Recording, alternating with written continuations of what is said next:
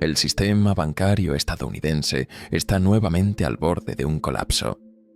Y una vez más han cometido el mismo error de 2008. Es casi una ironía histórica.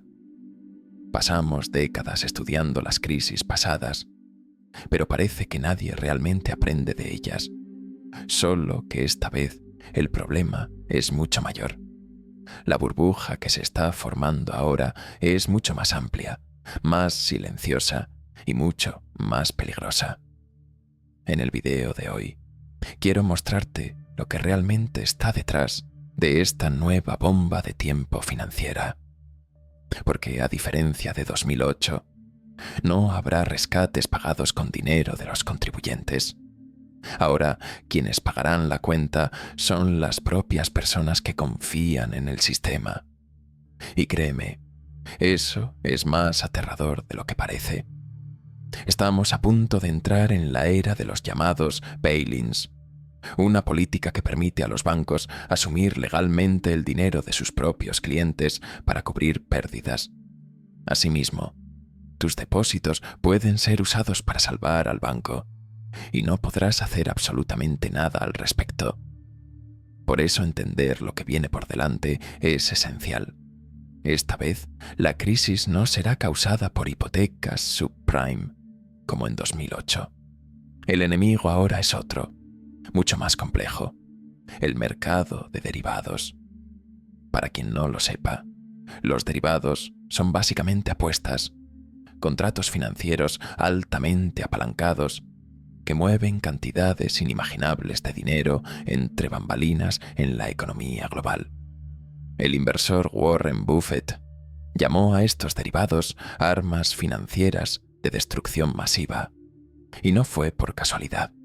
El volumen de estas apuestas creció a un punto insostenible. Hoy supera los 220 billones de dólares. Eso es casi 10 veces el PIB de Estados Unidos y más de 10 veces el valor total de los depósitos dentro del sistema bancario estadounidense.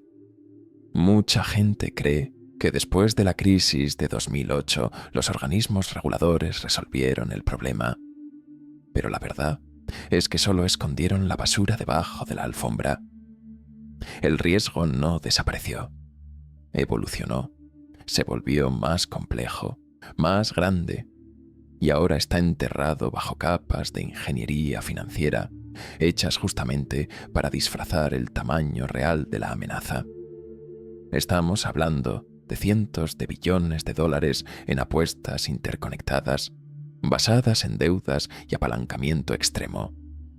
Son contratos que se sostienen unos a otros, formando una telaraña de riesgo que cualquier movimiento brusco puede desgarrar. Un efecto dominó a escala global. Y es por eso que esta crisis, cuando explote, será mucho más difícil de contener. El gran misterio, sin embargo, es descubrir cuál será la mecha. Porque no basta saber que el sistema es frágil. Es necesario entender qué encenderá el detonante. Y esa chispa puede que ya haya sido encendida. En los últimos meses hemos visto el colapso silencioso de varias empresas importantes. Movimientos discretos que pasan desapercibidos para el público, pero que en el mundo financiero son gritos de alerta. Y lo curioso es que, igual que en 2008, el inicio de la crisis nace en las dificultades del consumidor estadounidense. Siempre es así. La fragilidad del sistema comienza en la base, en las familias endeudadas, en los ciudadanos que luchan para pagar cuentas básicas. Y hoy un sector en específico está llegando a su límite: el mercado de autos. Cerca del 77% de los estadounidenses dependen de un coche para trabajar. No es un lujo, es supervivencia. Solo que el valor promedio de las cuotas superó los $750 mensuales. El crédito automotriz se ha convertido en el tercer tipo de deuda más grande en Estados Unidos, solo detrás de las hipotecas y los préstamos estudiantiles. El problema es que están prestando a quien no puede pagar. El problema no está solo en el tamaño de las cuotas, está en quién está recibiendo los préstamos. Empresas como Primer, Lender y Tricolor siguieron aprobando crédito a cualquier persona, incluso a quienes claramente no tenían condiciones de pagar. Esto es lo que llamamos crédito subprime. ¿Y qué ocurre cuando millones de personas dejan de pagar? Lo mismo que vimos antes de 2008. El sistema comienza a resquebrajarse por dentro. Estos prestamistas sabían que estaban asumiendo riesgos absurdos, pero siguieron el mismo guión de la crisis inmobiliaria pasada. Tomaron miles de contratos de financiación de autos, los juntaron en un solo paquete y los vendieron como si fueran una inversión sólida. Es el proceso de titulización. Transformar deudas arriesgadas en productos financieros sofisticados. Mezclaron préstamos buenos con malos, los cortaron en tramos, los reempaquetaron y los vendieron a bancos, fondos y grandes inversores. Y como siempre, las agencias de calificación de riesgo lo marcaron todo con un sello de alta seguridad, un teatro de estabilidad, donde detrás del telón estaba escondido el caos. Y es por eso que este escenario está a punto de explotar. Hoy los índices de morosidad de estos financiamientos ya alcanzaron el nivel más alto desde 2009.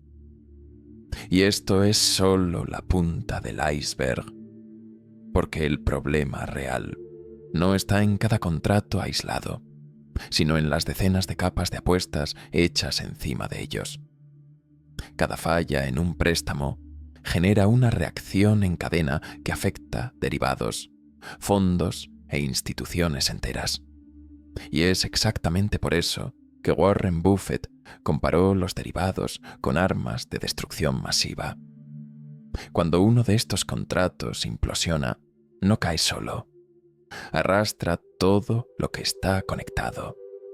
El mercado de derivados ya supera los 220 billones de dólares, mientras que la economía estadounidense gira en torno a los 30 billones. Una diferencia tan gigantesca que cualquier temblor puede convertirse en un desastre global. Después de 2008, el mundo creyó que leyes como la Dodd-Frank Act harían el sistema financiero más seguro, pero en la práctica ocurrió lo contrario. Las reglas fueron diluidas, las fiscalizaciones relajadas, y poco a poco, el mismo escenario de riesgo comenzó a repetirse. El colapso del Silicon Valley Bank fue la prueba viviente de esto. Una institución que, irónicamente, había sido exenta de una supervisión más rigurosa poco antes de quebrar. Lo más aterrador es que esos 220 billones de dólares en derivados representan solo lo que podemos ver. Esa es la parte oficial, regulada. Pero existe un submundo aún mayor formado por bancos en la sombra, fondos de hedge, empresas de private equity e instituciones financieras no bancarias que operan fuera de cualquier transparencia. Cuando sumamos todo, el valor total de los derivados puede superar $1 cuatrillón, un número que desafía incluso la imaginación. La gran diferencia entre la crisis de ahora y la de 2008 está en quién pagará la cuenta. En el pasado fueron los contribuyentes. El gobierno usó dinero público para salvar bancos privados y la población se indignó. Esta vez cambiaron las reglas del juego. En vez de bailouts, rescates bancarios, ahora tenemos los bail-ins. ¿Y qué significa eso? Que el propio dinero de los depositantes podrá ser usado para salvar a los bancos.